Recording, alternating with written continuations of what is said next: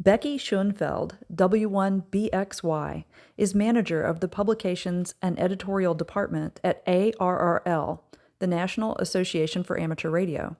In 2017, she was one of the members of an ARRL staff working group that conducted research into an as yet unserved segment of ARRL membership, people new to amateur radio.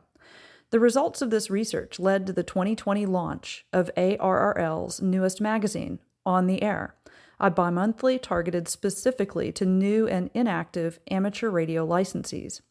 She is editorial director of On the Air, as well as ARRL's membership journal, QST. This fall, she will celebrate 30 years in the publishing industry. Please welcome Becky Schoenfeld. Good morning, everyone. Thanks very much for having me here. I'm going to talk a little bit about ARRL's learning initiatives. I'm the manager of ARRL's Publications and Editorial Department, as well as editorial director of ARRL's membership journal, QST, and ARRL's newest magazine, On the Air, which was launched earlier this year to serve the needs and interests of beginner amateur radio operators. I'm going to talk a little bit about why and how ARRL targeted beginners and the strategy behind On the Air, as well as ARRL's newest member benefit, the ARRL Learning Network. So On the Air magazine had its beginnings in 2017 when a group of managers at ARRL headquarters saw the need to look more closely at a group of hams that we knew to be underserved, which is to say new and newer hams. Every year we were seeing new licensing totals climbing, which seemed great, but we also knew that license upgrades weren't trending upward, and membership in ARRL, which is the membership organization for amateur radio in the US, ARRL membership seemed flat. When we looked at who ARRL members are, we found that they tended to be established hams who had been in the hobby for a long time, whereas newer hams would join ARRL for about a year and then let their membership lapse.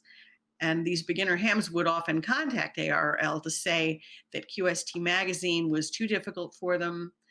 Their technical skills and their operating skills were very beginner level, and that they needed more information and knowledge. And not only that, they needed mentoring through that knowledge to help them build skills.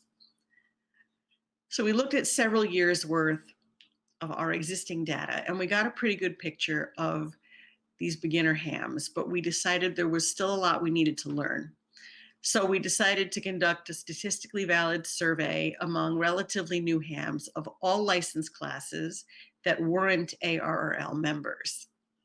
We spent a few months developing survey questions about these new hams, ham radio interests and needs, but also who they are as people, their age, their level of education, their interests outside of ham radio, their preferred ways of engaging with media, and how they prefer to learn new things, whether it's via reading, video. And in addition to asking them questions, we also wanted to give them something to respond to, something that they could evaluate.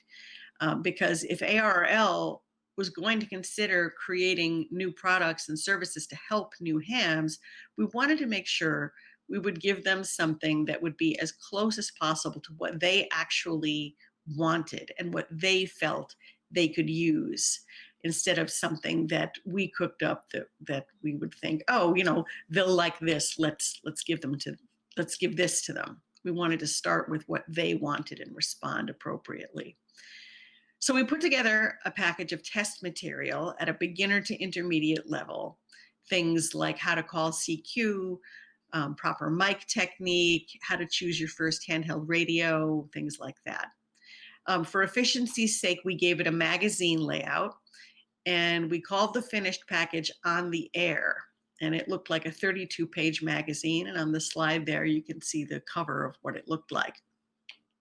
So we mailed out these surveys along with copies of this test material, this mini magazine that we called On the Air.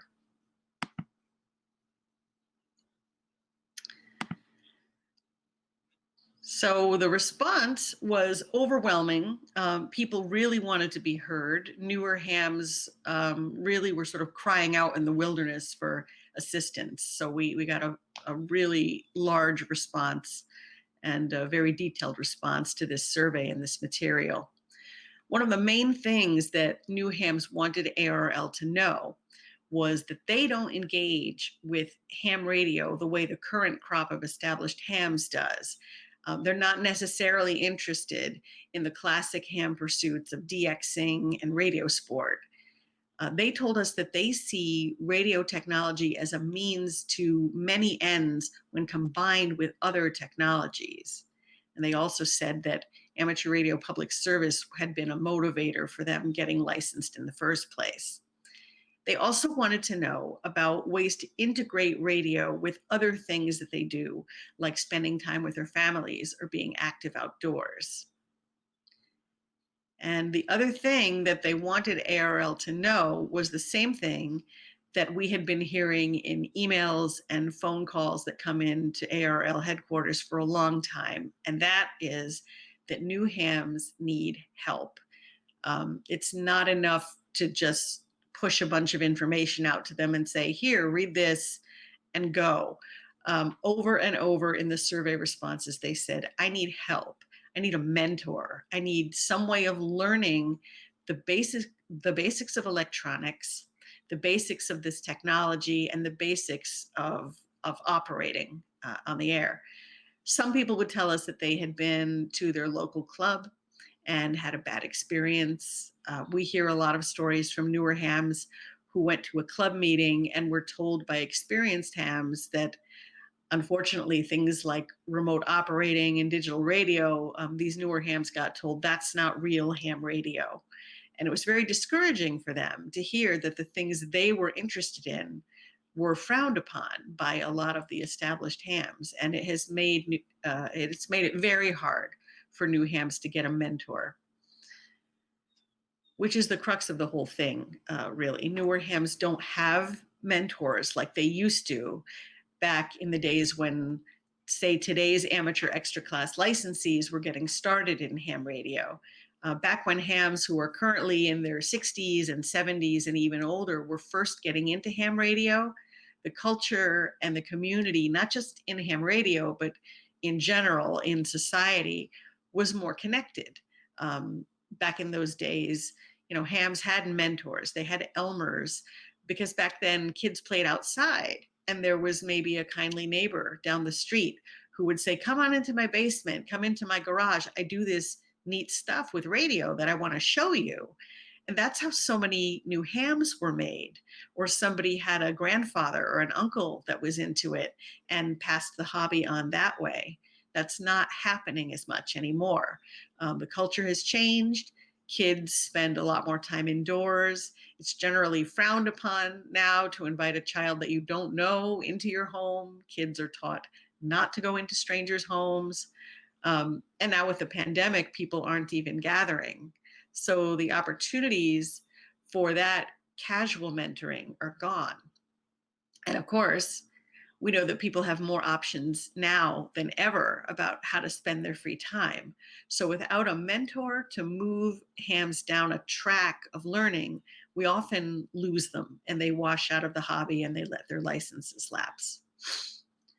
The new hams we surveyed also said that even though there is a wealth of ham radio material available, they can't understand most of it. ARRL's membership journal, QST, presents technical material, it presents projects, but it's too hard for most new hams. And there is a ton of information available on the internet, on websites, on blogs, on YouTube, and sifting through that huge mass of material in order to find something that's suitable for a beginner. And beginners themselves come in different levels. That can be very time consuming to try and go through all that material to find something that you as a new ham can actually use. Which leads to the material that we sent them in the form of a 32-page magazine called On the Air. The response to that material was overwhelmingly positive. Some of the survey respondents even contacted ARRL directly to say how much they appreciated the material and how something on this level was really needed in the ham community. So with the information from the survey, we began to form strategies for helping this group of hams. What we were hearing over and over was, I need help. And what we were seeing over and over is that when new hams don't get help, when they don't get consistent mentoring and information that they can understand at their beginner level, many of them never really engage with ham radio. Maybe they get a handheld, but maybe it stays in a drawer. Maybe they had an interest in digital or in software-defined radio, but they had no way to learn about it. So that interest went unfulfilled. Their license comes up for renewal, they don't renew, and we lose them. The hobby loses them. ARRL either never gains them as a member or they lapse after a year. So we needed to find a way to keep them engaged with ham radio, get them engaged with ham radio, and keep them moving down a path. And this all boiled down to one word in the strategy sessions we had about this. One word: education. And out of that came two ARRL initiatives, the Lifelong Learning Program and On the Air magazine, both of which were in high gear development last year in 2019. Because I'm from the publications department, I'll be talking mostly about On the Air, but a little later I want to share some news with you from the Lifelong Learning Program.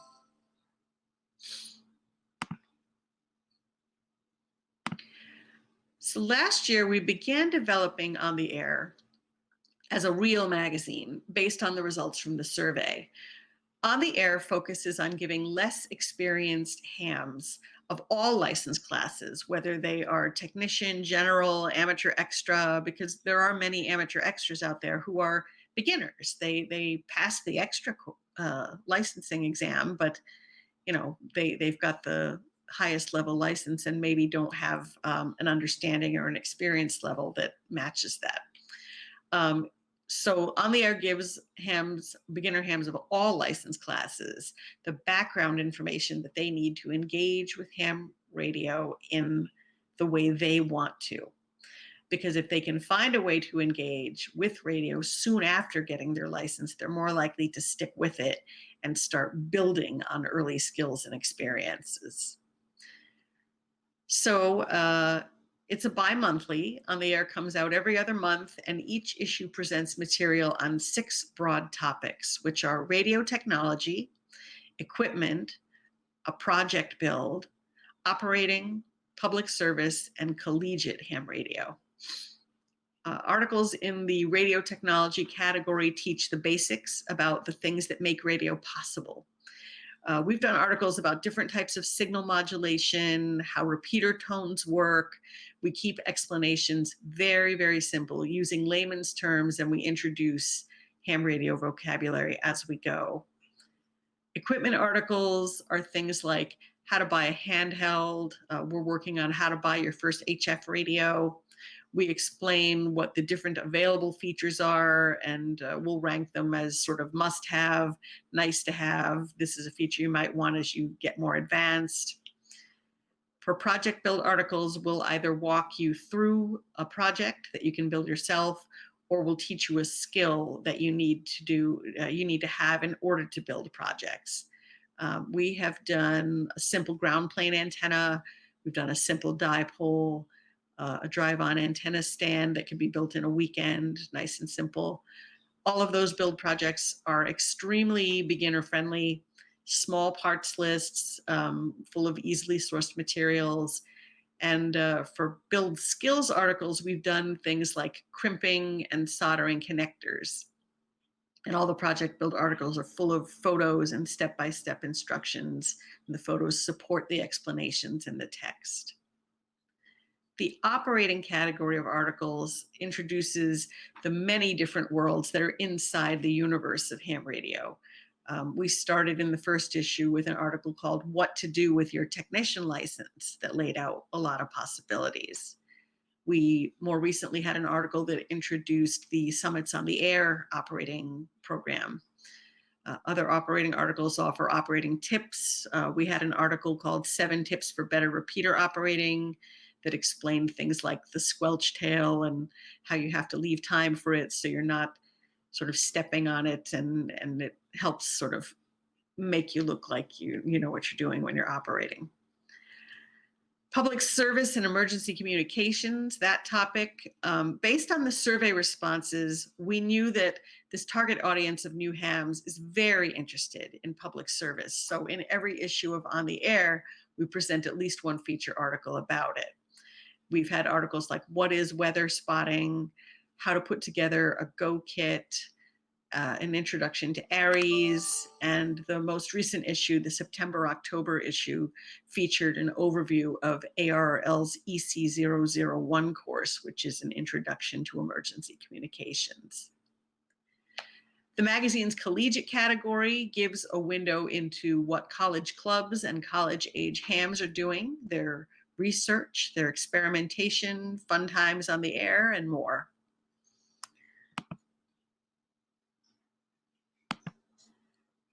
So On the Air is an ARRL member benefit. You have to be a member of ARRL in order to get it. And when you join ARRL, you can opt into one print magazine, QST or On the Air. QST is monthly and On the Air is bi-monthly. On the Air is a smaller magazine. It's about 34 pages. The bi-monthly frequency and the short page run is in keeping, again, with results from the survey. This is what people asked for in the survey results. And we found that keeping the page count low helps us stick to the basic facts, the need to know, and it helps keep the information in there at a very beginner level. And what we're finding with feedback on the magazine is that people really like the limited nature of the information because they don't feel overwhelmed.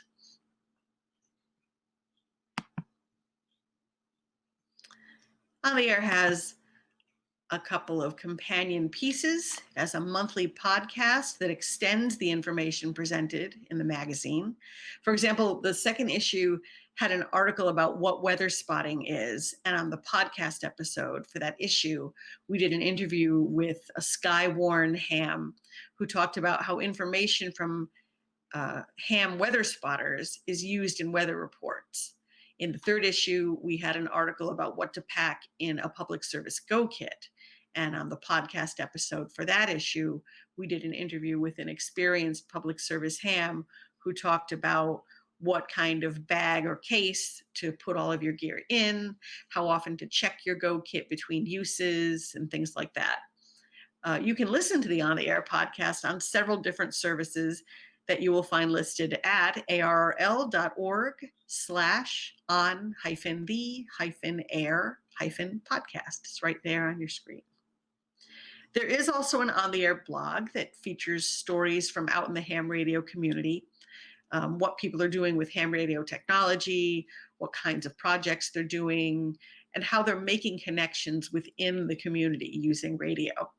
And you can read the blog. Again, the URL is there on the slide. It's arrl.org/on-the-air-blog. I'm going to shift gears a little bit and talk about the ARRL Learning Network. This is part of ARRL's lifelong learning program, which was started last year in response to the big members survey that we conducted. The lifelong learning program just launched its first new ARRL member benefit, the ARRL Learning Network, which is a series of live 30-minute webinars. In these webinars, ARRL member volunteers introduce ARRL members to the variety of activities and opportunities that radio amateurs enjoy.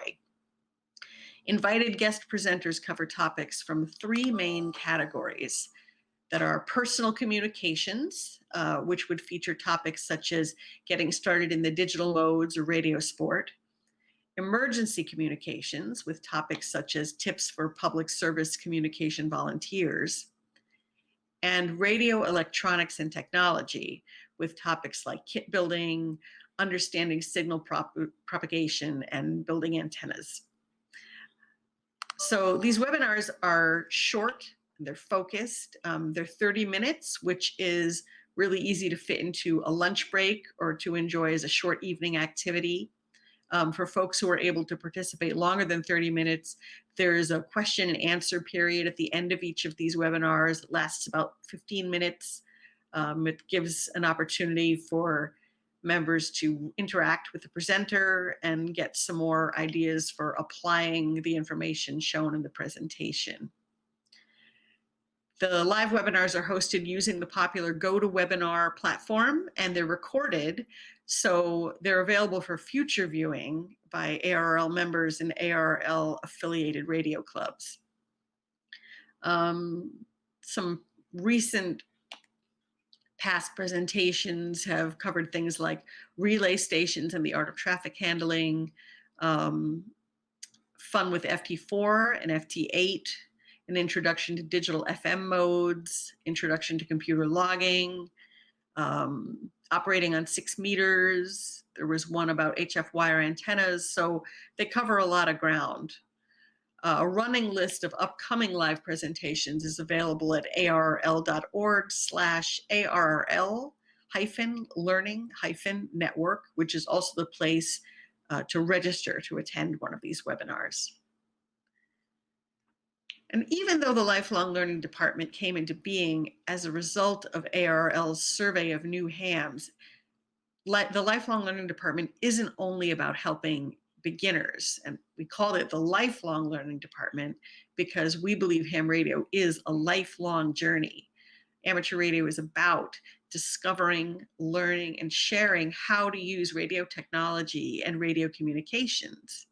So the ARRL Learning Network webinars will have material that is suitable for hams at every stage of their journey.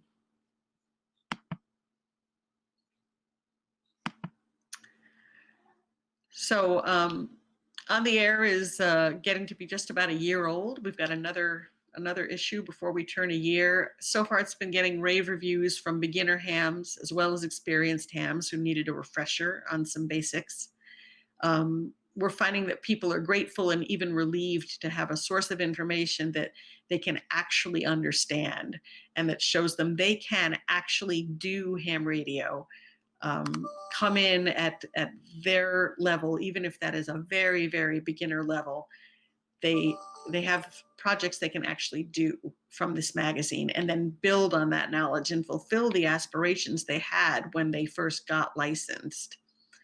The ARRL Learning Network is only about a month old, but that's off to a great start as well, where we're really excited to be offering materials and resources that help fill this need for mentoring. So if you're interested in checking out On the Air, you can access it at the URL that's there on the slide, arrl.org/on-the-air-magazine. If you're an ARRL member, you can use your ARRL website login to log into the ARRL magazine's portal, and there you can see all the issues that we've published to date. And if you're not an ARRL member, there is a way you can view a sample issue. So either way, you can take a look at what we're doing. Also, feel free to check out the ARRL Learning Network at the URL that's there on the slide, arrl.org/ARRL-Learning-Network. Ongoing education, whether it's through the one-on-one mentoring that is traditional in ham radio or through a magazine or a webinar, is the key to increasing and honing ham radio skills in an age of information overload. We at ARRL are hoping that our new magazine and online learning options will be instrumental in keeping ham radio alive and well for years to come. Thanks very much.